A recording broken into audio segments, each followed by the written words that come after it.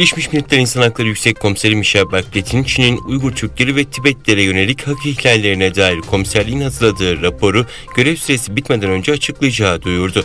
Komiserlik sözcüsü raporun ne zaman açıklanacağına ilişkin Anadolu Ajansı muhabirinin sorusuna yazılı cevap verdi. Sözcü, Bachelet'in görevini bitireceği tarihten önce raporun açıklanacağı bilgisini paylaştı.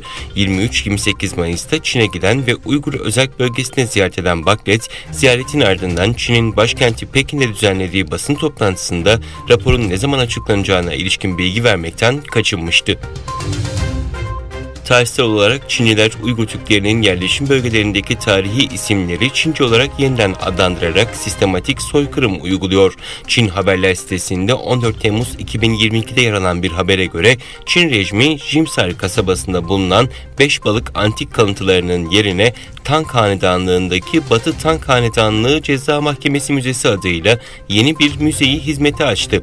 Ortada herhangi bir kanıt yokken hiçbir zaman var olmayan Çin efsanesini yalan ve sahte arkeolojik kanıt üreterek burada yaşanmışçasına lanse etti. ABD Temsilciler Meclisi Başkanı Nancy Pelosi'nin Tayvan'ı ziyaret etme planı yeniden gündemde. Çin Dışişleri Bakanlığı'ndan ziyaret planı ile ilgili kararlı ve güçlü yanıt verilecek mesajı verildi.